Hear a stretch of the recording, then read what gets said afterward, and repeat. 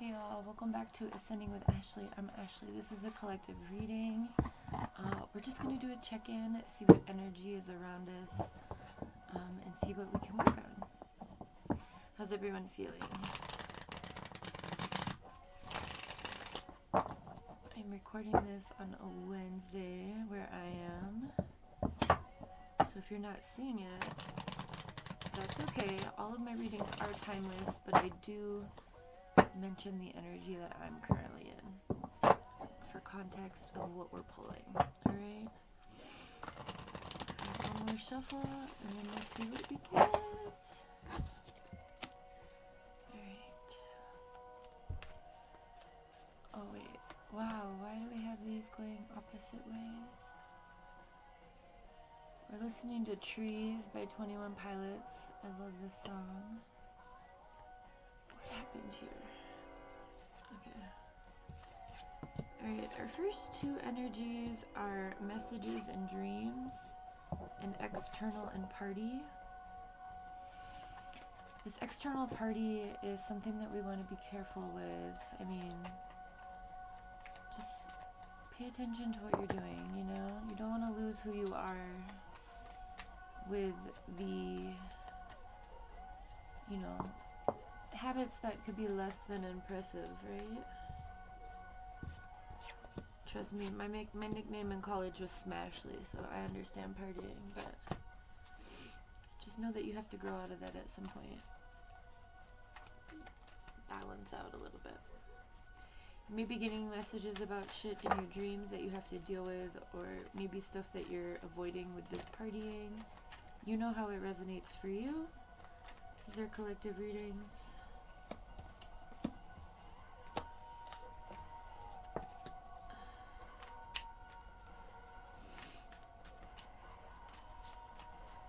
Oh, this deck is crazy right now. Damn. Shit.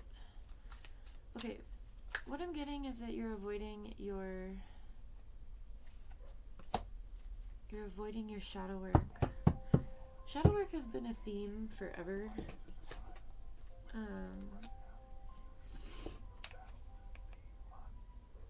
For months, especially since like the start of the new year. Okay, I feel like I've done this reading, but maybe it's just because I use the same deck all the time.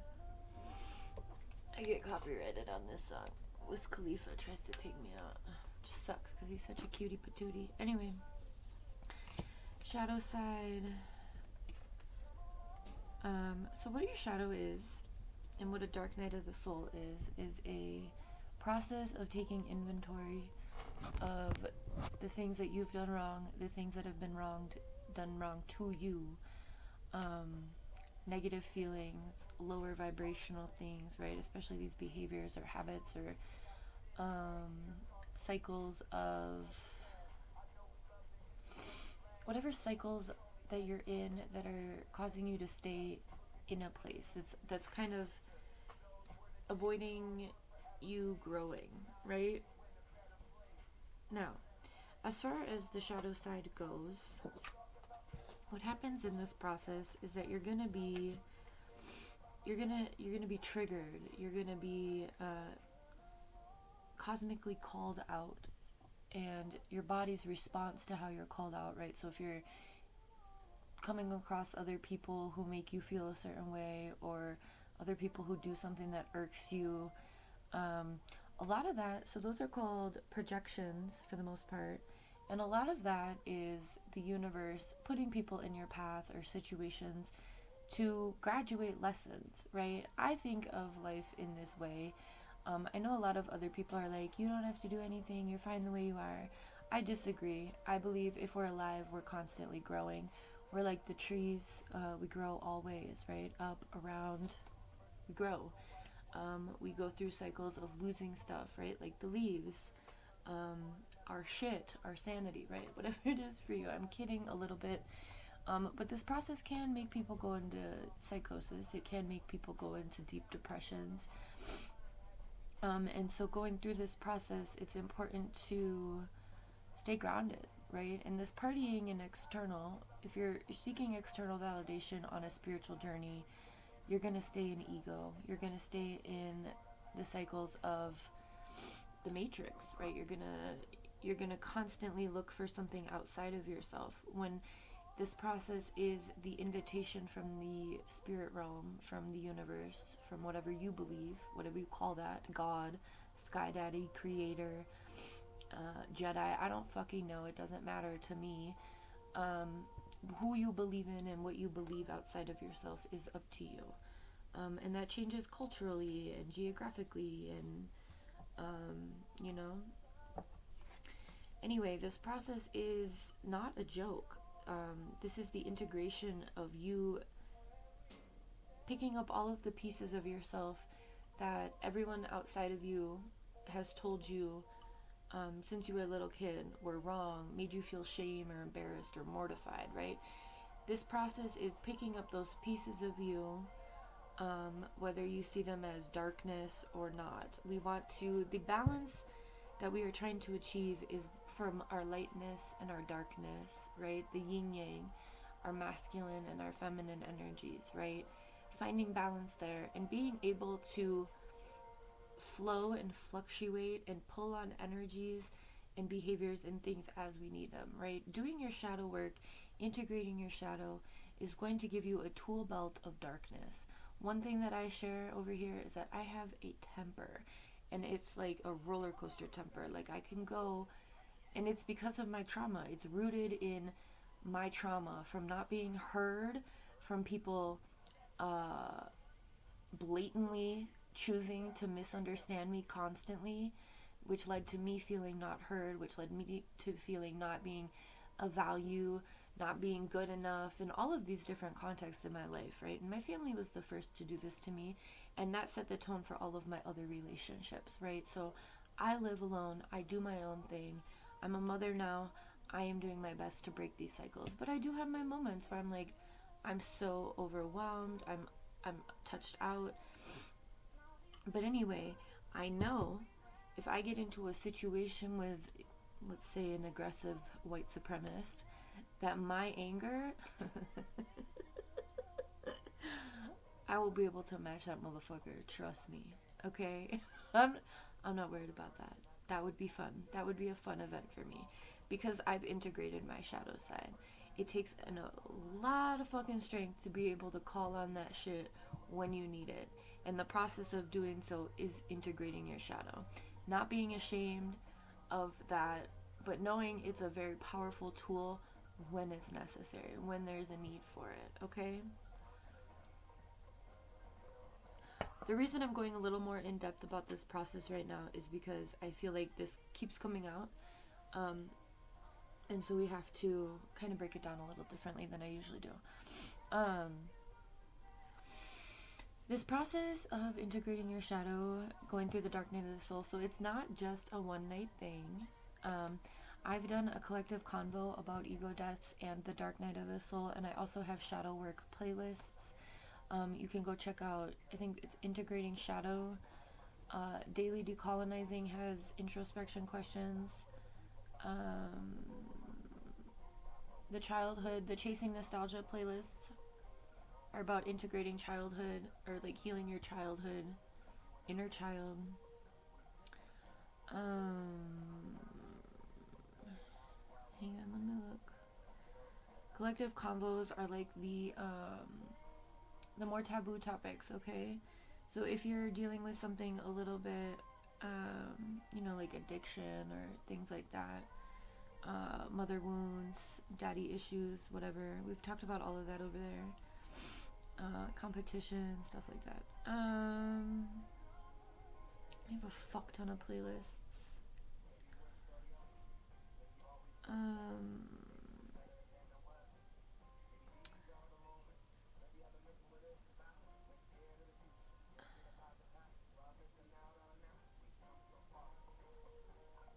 Where's the shadow work one?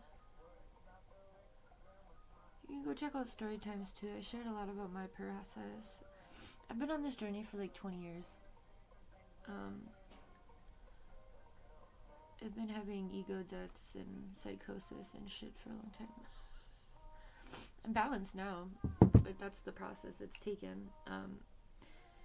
Okay, let's move on from that. I hope that helped, because there is some resistance for whatever my collective is to receiving this, and being able to do it. So next we're going to move on to these two that came out together, which they usually do. We have North Node and your South Node. So these are present in your chart. I'm not really a good natal chart person, but this week I have found someone who really is. So if you need a natal chart reading, let me know. I will refer you. But the North Node is your purpose, and the South Node is your comfort zone. And so part of entering into our consciousness is this process of activating our higher self. Our higher self is this version of us that doesn't have to worry about the 3D realm, right? And I truly believe that this dark night of the soul process is us activating our higher self and stepping into our cosmic purpose, by figuring out why we're keeping ourselves stuck within our comfort zone. So I believe that this higher self activation is a balance between not only those aspects we already talked about, our light and dark, and our feminine and masculine, and our doing and our being, but also this balance between your past self, your future self. Past self is your inner child, and then like who you are right now, which is probably more leaning towards like a clinging or a South Node being, just because we have all of this other gunk still coming out. So I've done some What's Your Calling readings that can help you explore what your purpose is, or what your calling is, or the ways you want to show up for the world. Really trying to get folks to remember who they are before everyone outside of you told you who you should be or what you should do. I want to talk about we have a couple, just two negative aspects here. But I think this is just an important part of the process. So we have disharmony, triggers, and conflict, which you may be experiencing, which could be a catalyst into your shadow work. It could cause a breakup or some sort of tower moment.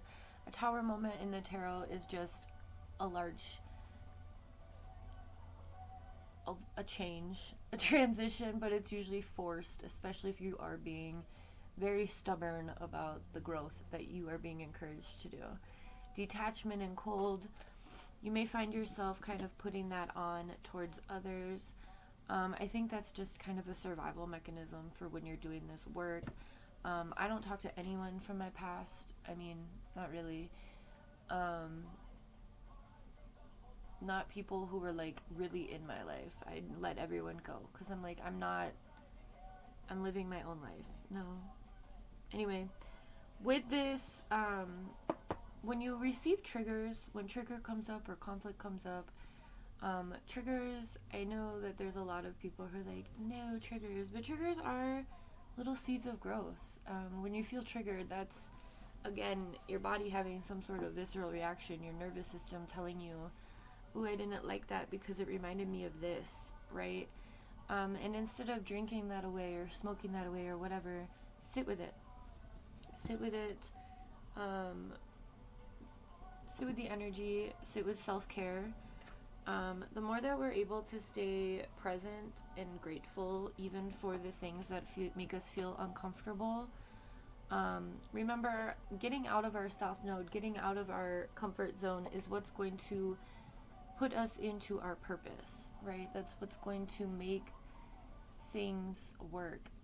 If you're experiencing confusion, like you're confused about a relationship or a job or a family member, confusion isn't a higher path. That's not a feeling that you will get when something is meant for you, alignment, right? So if you are experiencing confusion, I would say take a step back, and kind of reflect, and then instead of self-sabotaging by being in denial about a situation, let yourself be like, you know what, I'm gonna let this go. If it comes back to me, it's for me. If not, I know I can move forward, releasing these chains, right? I talk all the time about how I really love this song, but I hate this music video. I talk all the time about how life is just a choose your own adventure. You are literally one decision away from an entirely different reality at any given moment. And a lot of life is just pivoting, right? When things do come around. Also acknowledging this isn't the way we were raised, but through my experience, this is what I've come to understand, is that every problem has multiple solutions. So there's no need for victim mentality. Victim mentality, lack mentality are very difficult to get out of. But again, those are societal standards usually put on us by like family. So whatever obligations or expectations people around you have of you, now's the time to really step into yourself, right? Step into your self-love, your creation, and your intentions, whatever that is for you. When you do that, you're going to be met with this stability, harmony, and flow that's going to be countering this disharmony, triggers, and conflict. When triggers come up, accept them as triggers. Be like, ooh, why am I triggered? Be excited. I always meet triggers with curiosity. You want to detach your feelings and emotions from it, and then just meet it with like this spirit of wonder and curiosity instead of judgment and like emotional attachment, right? It might not be what you want, but sometimes what we want is really like self-sabotaging behaviors, right? So these two are here, so I'm going to share them. It might pertain to your experience. I'm not sure why, but I'm going to put them, share. So we have home, commitment, and family, and then we have attraction and hot. I'm not even going to guess what that means for you. And then the last two, we're going to go back to spiritual. You do have assistance from your spirit guides, from whatever you believe, from your ancestors. I will caution you, if you are someone who has colonial lineage, you may want to do some decolonizing before you call in your ancestors, because they could be, if you're a cycle breaker, you probably are already doing that, but maybe this is the first time you've heard of that. I'm a cycle breaker for my family. I'm taking all of the traditions and throwing them away and starting new shit, everything. I'm the only single mom in my family, like entire family, both sides, extended, whatever. I think one of my other cousins that we're not really close anymore, but we were for a minute. She got divorced, and I think she and I are the only two that like ever left marriage. Everyone else was like, whatever. Right? So all of that to say is, if you are someone who has colonial lineage, make sure that who you're calling on is worthy to support you in this path, okay? Because this is all about making the world a better place. We don't just do this to like put ourselves through misery. We do this so that we can be whole, we can be complete on our own. We acknowledge our darkness, we acknowledge that things went wrong, things were done to us, and then we turned around and did things to others. I mean, it's an accountability for that, right? And if you're the generational curse breaker, then it goes back generations. You're taking accountability for the wrongdoings that your family members have caused others, right? You're calling out the bullshit. You're changing the way. You're saying this shit stops with me, okay? And trust in the divine time. Again, a dark night of the soul is not a one-night thing. This is a shift into an entirely different way of being. This is a lifestyle shift. Just like diet and exercise and everything else. This is, once you come into a certain amount of healing and consciousness, there's no going back, right? Your old comfort zone is going to be replaced with this drive for continual change, this I don't ever want to get stuck in a comfort zone again. I don't ever want myself to be put in a box. And you're going to constantly be growing. Again, it's a lifestyle change.